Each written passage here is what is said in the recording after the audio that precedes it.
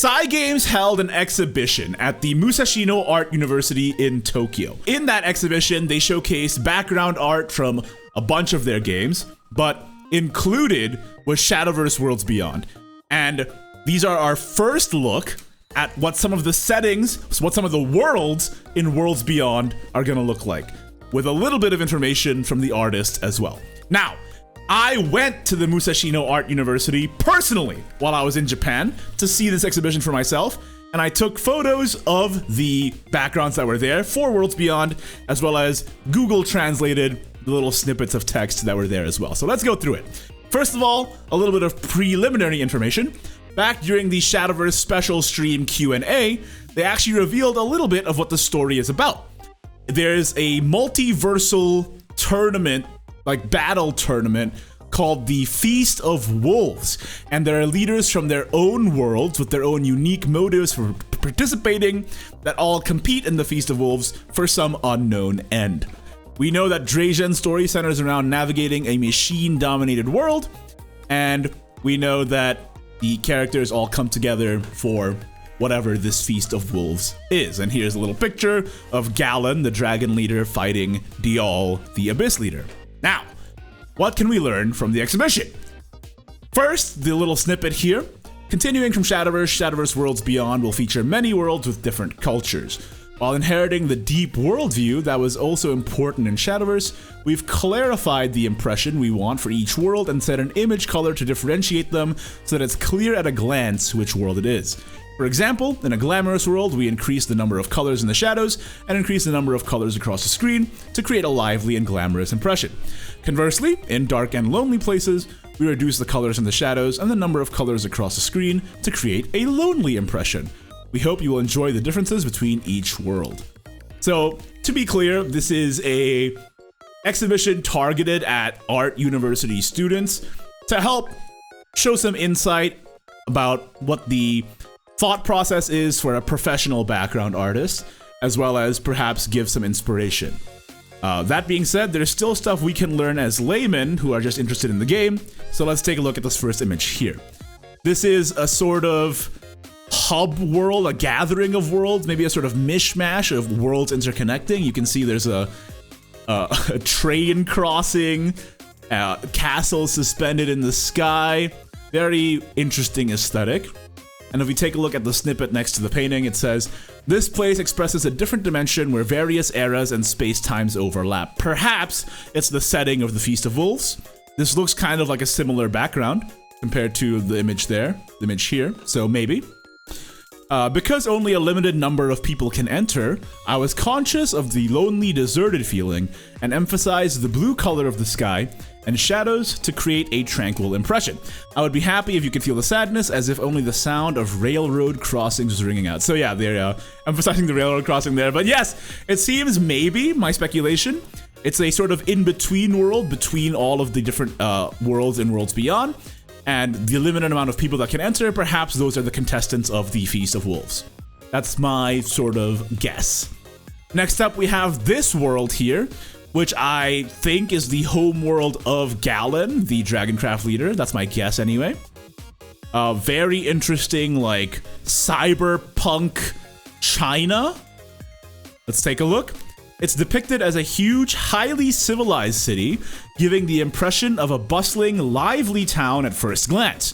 On the other hand, by not showing the blue sky, very smoggy area, the image expresses the uneasy atmosphere that comes with prosperity, such as the smog that comes with development. So, pretty cool, very cyberpunky, very vibes-based. I love it. Next up, we have this sort of fantasy world here. There wasn't a little snippet for this one, so this is our only best guesses, I suppose. This could be also the in-between world. Looking from the aesthetic, maybe, but it also might be the home world of Marie Melise, the swordcraft leader, this one right here. Her?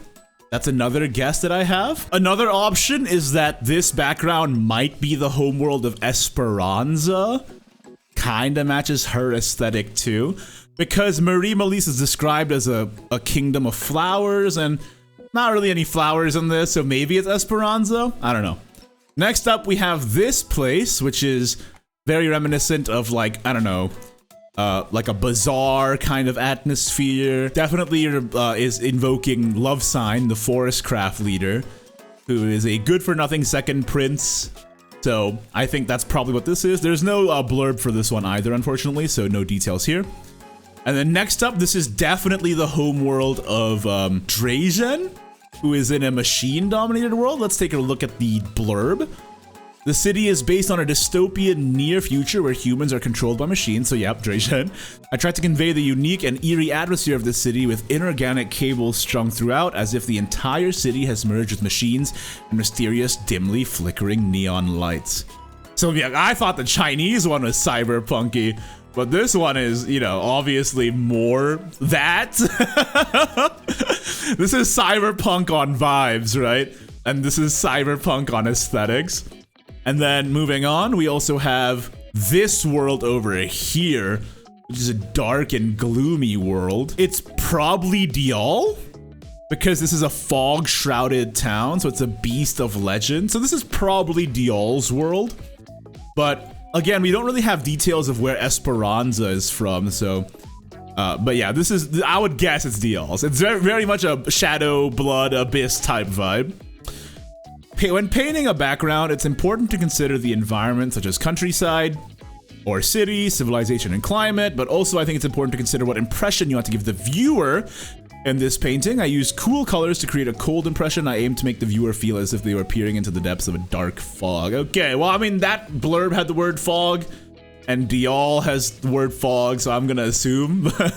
Quite a bit shown. Some of it's still shrouded in mystery, so do let me know what you think below. But overall, I think it's really beautiful art, first of all, and also gives us a little bit of a sneak peek of what the story is gonna be set in. So thanks for watching the video. Hope you appreciate me going all the way to Musashino Art University for this.